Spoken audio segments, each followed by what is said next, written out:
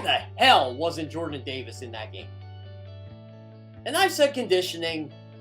I think that's the whole team.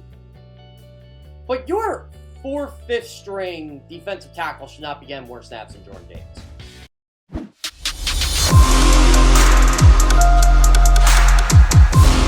Good morning, NFC East fans.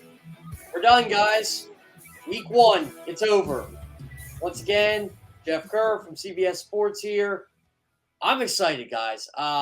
Week 1 was thrilling. We had 7 games decided. 8 games. Eight.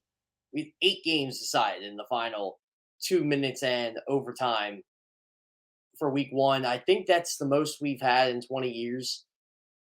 But before we get started on the NFC East stuff, I wanted to kind of touch base on that Monday Night Football game last night. For those of you who didn't get to see the end of it, Nathaniel Hackett is a moron. I don't understand what he was doing.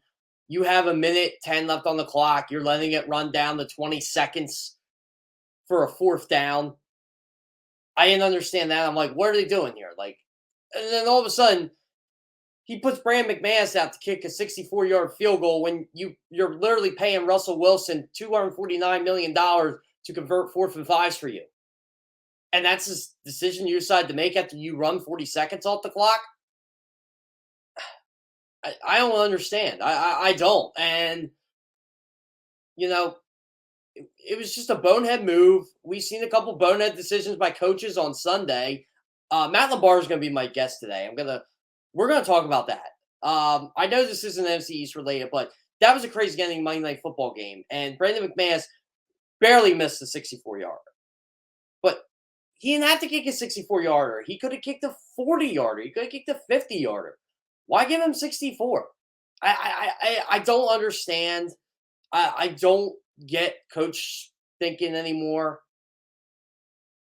I just don't think that Nathaniel Hackett has it.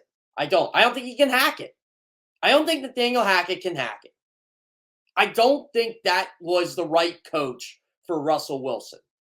Russell Wilson got his way out of Seattle, got his way out of Pete Carroll for Nathaniel Hackett. And Pete Carroll, we don't get to say this often, he ran circles around Nathaniel Hackett last night. That was just, I don't understand. I really don't. Denver beat themselves in the foot anyway, fumbling twice at the 1-yard line, having 10 goal-to-go plays and not scoring once. First time that's happened since 1987, by the way. So, I mean, Hackett's decisions did cost Seattle, but so did fumbles in the Reds.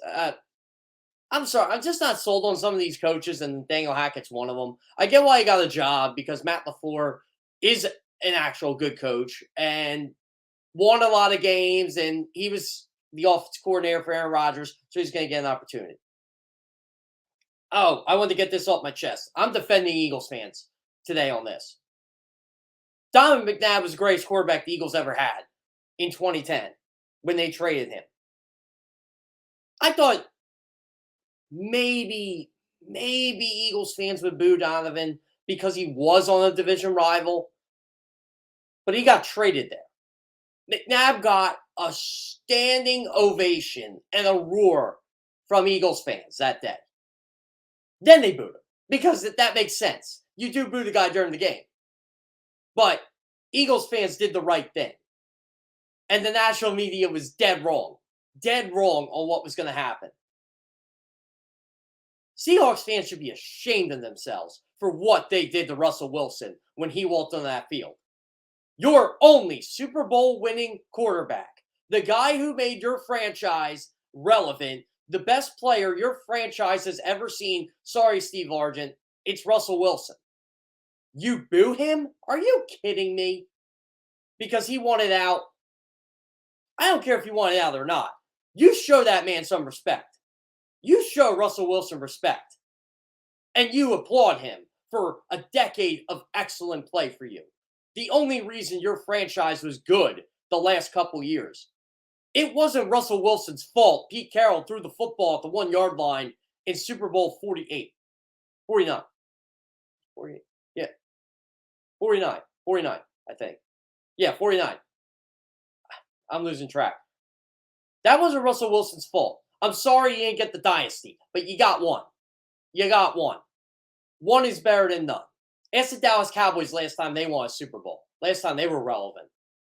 That's what Russell Wilson did for your franchise. Oh, and he was a model citizen, by the way. Still is. Loves Seattle. It was time for a change. And you boo him? You boo him. His first game with his new team. His first game back in Seattle. And you boo him. I'm sorry.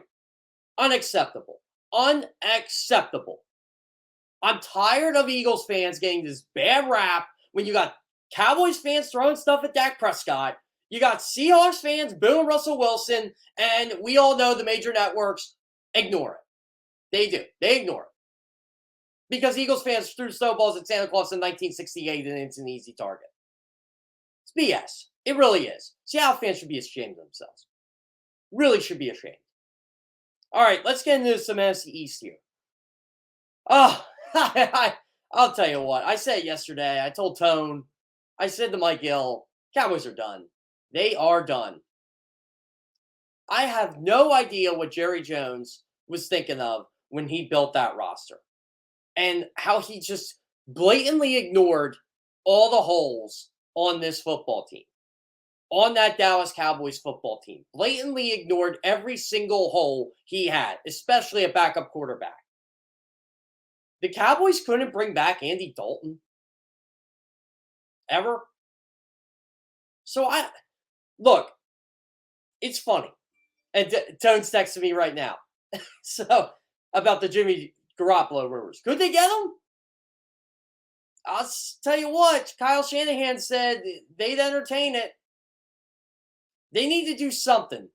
Jimmy Garoppolo is by far the best quarterback on this left. Mason Rudolph ain't the answer. Will Grier certainly is not the answer. Neither is Cooper Rush.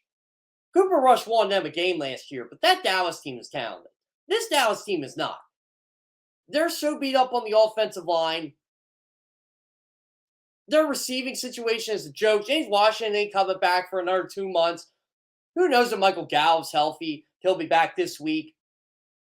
And Gallup will be a big help, but the main concern is CeeDee Lamb a number one receiver? He definitely did not look like it Sunday night. Carlton Davis owned him.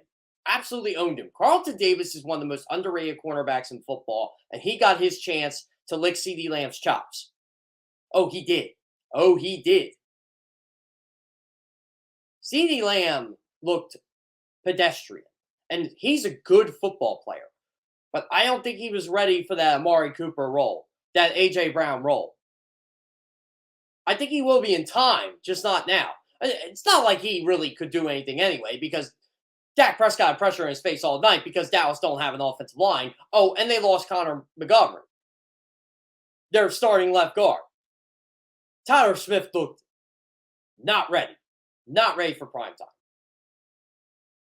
Dallas probably can't wait till Jason Pierce comes in there. And Jason Pierce is going to be serviceable, but that's all you're getting.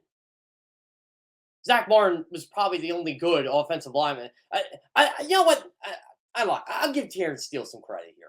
I don't know where that franchise would be on the offensive line without Terrence Steele. He holds the fort, their right tackle. But still, that offensive line, that's not the 2004 Dallas Cowboys offensive line walking in there. And that's the problem with Jerry Jones. He lives in the past, just like that franchise. Oh, we got Dak Prescott. We're good.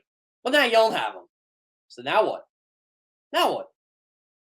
You got a running back who makes, what is it, year 4 now of his 6-year, $90 million contract, and he's slow as molasses. He ain't the same player he was 4 years ago.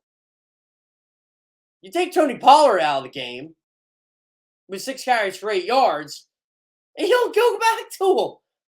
Oh, yeah, I forgot to mention Mike McCarthy is a terrible, terrible head football coach and somehow has a Super Bowl because he had Aaron Rodgers. Mike McCarthy is so out of his loop. He's so out of the element. Dallas is going to be in games because of their defense. Their defense is really good. And they shut down Tampa Bay's offense for the most part. But that offense is going to be bad. It's going to be bad. They need a guy like Jimmy Garoppolo. They do. Bottom line, they need a guy like Jimmy Garoppolo. But what do you give up? If I'm San Francisco, I'm starting with the first. I'm starting with it. Because Dallas needs him. Dallas needs a quarterback. And guess what? This ain't an NFC thing. This ain't a rival thing. You don't trade assets to help another team out who refuse to ignore them. You don't. You just don't do it. The 49ers have a comfortable situation at backup quarterback right now with Jimmy Garoppolo. Do you really want to go with Brock Purdy? What Trey Lance gets hurt? Then what? Someone said to me yesterday on Twitter, the Eagles should think about trading Gardner Minshew. And I said, why? Do you know who the Eagles' third-string quarterback is? Off the top of your head? I know you guys do, but I don't think you ask a common Eagles fan. They don't know. They don't know. Some of them might say Reese Sinnett. Some of them might say Carson Strong. They're not even on the team anymore. So, yeah, you don't do that. That's an asset. Why would you give the Dallas Cowboys an asset?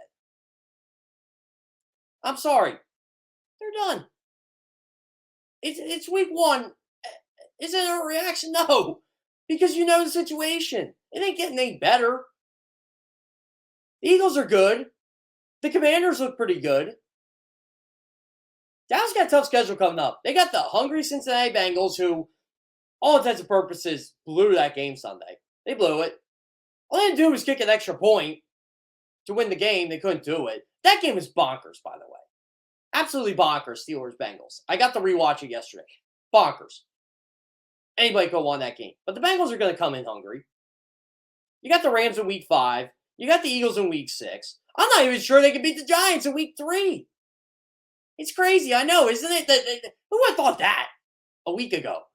The Giants would give the Cowboys fits. Or reaction or not, Giants are pretty good in that second half Sunday. And I think that's because that's what happens when you have an actual head football coach.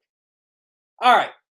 I know you guys want to talk about. We got to get to the Eagles here. I got to talk some Eagles. I got the rewatch game yesterday. Why the hell wasn't Jordan Davis in that game? And I've said conditioning. I think that's the whole team. But your 4th, 5th string defensive tackle should not be getting more snaps than Jordan Davis. Why trade up and draft him in the first round if you're going to do that? Why doesn't Jonathan Gannon send more pressure? Or send blitzes, I should say. Because they send pressure to an extent. I think their defensive tackles, the way that defense is set up, they're set up to go up the gap, full speed, try to clog the hole. The problem is the Detroit Lions being with old school football and just say, you know what? You take your pressure up the middle, you try to go after the quarterback, and we're just going to run. We're going to do it the old school way, and you're going to have to make a tackle. That's why the Lions got as many rushing yards as they did. They got 180 rushing yards. By the way, Lions do have a good offensive line. I can't understate that enough. They do. But some decisions Jonathan Gannon made on Sunday, I'm just like, what are you doing? Why isn't this guy? Maybe it's time to shake it up a little bit. I don't think the linebackers play bad, but maybe give Nakobe Dean a little bit more than 3 snaps. I know he's on the second team, but 3 snaps for Nakobe Dean? Nah, I'm sorry. I'm not buying that. You get Hassan Reddick to go after the quarterback, not line up in coverage, which he did that quite a bit Sunday. I don't like it. I don't. Derek Barnett's out for the year, torn ACL. Now Teron Jackson gets to play. Are you going to rush him? This team needs to go after the quarterback. I know the Lions got beat on a lot of Aaron Glenn's blitzes because the Eagles had Jalen Hurts, who's a really good running quarterback and who is a good football player in general. He is a good football player. That's why they got beat. But I loved what Aaron Glenn was doing. Pocket quarterback in there. Lions defense might have had 10 sacks Sunday. So why can't John McGann do that? He's got better personnel than what the Lions got. Charles Harris was all over the backfield on Sunday.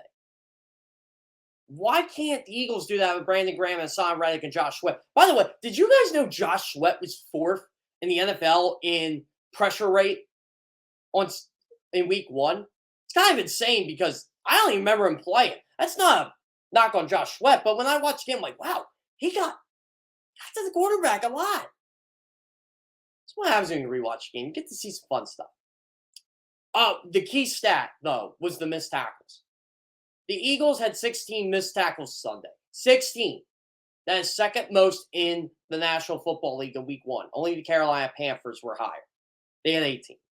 And yeah, they had a lot of missed tackles. They could not stop Nick Chubb. They could not stop Kareem Hunt. And Cleveland ran for a lot of yards, just like the Lions did. The difference was the Eagles made the turnover.